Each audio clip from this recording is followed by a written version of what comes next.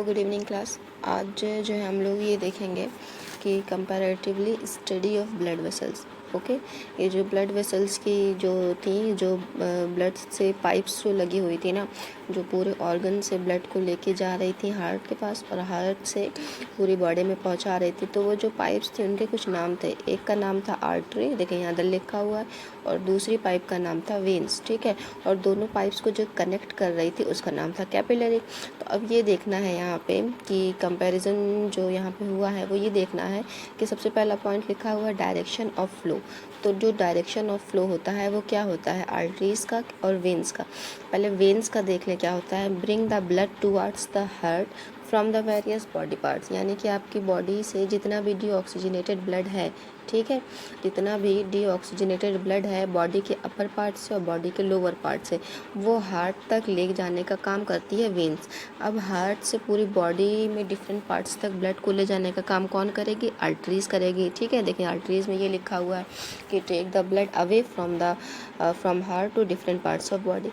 और कैपिलरीज जी क्या कर रही हैं, ये कर रही हैं blood flows from arterioles to capillaries and then to venules. ठीक है, ये जो हार्ट से जो पाइप निकल के आती है ना बड़ी सी, उसका नाम होता है एओर्टा। ठीक है, बड़ी सी पाइप है जो ऑक्सीजन वाले ब्लड को ला रही है, लेकिन जो वो बड़ी सी पाइप थी नीचे आकर के डिस्ट्रीब्यूट हो गई, आर्टरीज में डिवाइड हो गई, उसके बाद फिर और पतले पाइप्स में डिवाइड हो गई, उसको हमने कह दिया आर्टेरियोल। ठीक, अब जो आर्टेरियोल डिवाइड हुई थी, इसी तरीके से जो वेन होती है, वेना कावा, वो डिवाइड हो जाती है वेन्स में।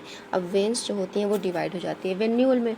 तो जो ये वेन्यूल है वाली पाइप है वो, और जो ये आर्टेरियोल है, ये जो पाइप है, दोनों का एक दूसरे के साथ नेटवर्क बन जाता है, उसी नेटवर्क को कहा जाता है कैपिलरी, जो आज की क्लास में मैंने आपको समझाया था। ठीक है, तो डायरेक्शन ऑफ फ्लो क्या हो गया, आर्टरीज का, वेन्स का और कैपिलरीज का। ठीक, अब लिखा हुआ है काइंड ऑफ ब्लड, यानी कि किस तरह का ब्लड रहेगा। तो आर्टरीज में वो ब्लड रहेगा जिसमें ऑक्सीजन होता है, वेन्स में वो ब्लड रहेगा जिसमें कार्बन डाइऑक्साइड रहता है।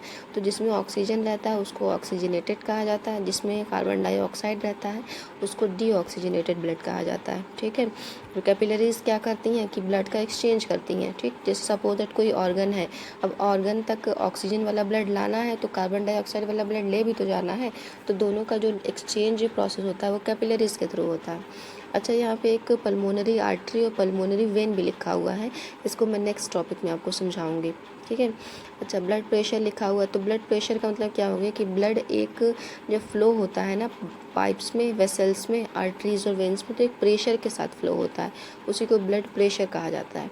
तो आर्टरीज में हाई होता है, क्यों, क्योंकि हार्ट से वो निकल के आ रही है नीचे की तरफ और उनको पूरी बॉडी में पहुंचना है, इसलिए वहाँ पे ज़्यादातर हाई रहता है। ठीक है, हाई प्रेशर रहता है आर्टरीज में, वेन्स में लो रहता है, और कैपिलरीज में एक्सट्रीमली लो रहता है, क्योंकि ये ऑर्गन्स के बीच बीच में रहती हैं। अब ब्लड फ्लो जो होता है rapid, blood flows rapidly with jerks. ठीक है, और वेन्स में क्या होता है, blood flows smoothly without jerk. Without jerks मतलब किसी ये नहीं, बिना किसी झटके के, और blood flows smoothly without jerk. ठीक, ल्यूमेन का मतलब क्या हो गया कि जो पाइप होती है ना, ये जो पाइप्स होती हैं, जैसे टंकी की पाइप हो गई, उसमें से नल, जैसे मोटर आप भर रहे हैं सपोज दैट, ठीक है, तो जब टंकी से एक पतला सा पाइप हम लोग लगाते हैं कि पानी जो है वो छत पे ना गिरे या रूफ पे गीला ना हो, वो नीचे डायरेक्ट आ जाए, तो जो पाइप होती है उसी पाइप को अज्यूम करें बीच से कट कर दें। बीच से कट करने के बाद जो चीज़ आपको दिखाई देगी उसको वही उसको ल्यूमेन कहा जाता है। इसी तरीके से आर्टरीज भी होती हैं, वेन्स भी होती हैं, तो ल्यूमेन क्या होती है, नैरो वाइड होती है इसकी, और वेरी स्मॉल, बहुत कम होती है। मैंने फिगर दिया हुआ है पीडीएफ में, आप देख लीजिएगा। वॉल्व्स क्या मतलब क्या हो गया कि दरवाजे तो एब्सेंट हो गया, वेन्स में जो होते हैं प्रेजेंट होते हैं कि बैक फ्लो ना हो जाए। ठीक है, और आर्टरीज में इतने प्रेशर के साथ फ्लो होता है कि बैक फ्लो की पॉसिबिलिटी नहीं होती है, और कैपिलरीज में बहुत स्मॉल एब्सेंट होते हैं। अच्छा भाई, लोकेशन क्या हो गया, ऑलमोस्ट डीप सीटेड। जो हम हाथ देखते हैं ना अपना, तो जो वेन्स आप अभी आप वीडियो देख रहे हैं ना, तो अपना हाथ देखें तो ये जो वेन्स आपको दिखाई दे रही हैं ये ब्लूइश कलर की हैं। ठीक है, तो ये वेन्स हैं, और जो आर्टरी है वो रेडिश कलर की होती है, वो नीचे होती है, डीप सीटेड होती है, इसलिए आपको दिखाई नहीं देती है। ठीक, और कैपिलरीज की क्या क्या कहना है कि form a network all over the body and in the organs, ये नेटवर्क बनाती हैं ऑल ओवर द बॉडी। ठीक है, तो होप ये क्लियर।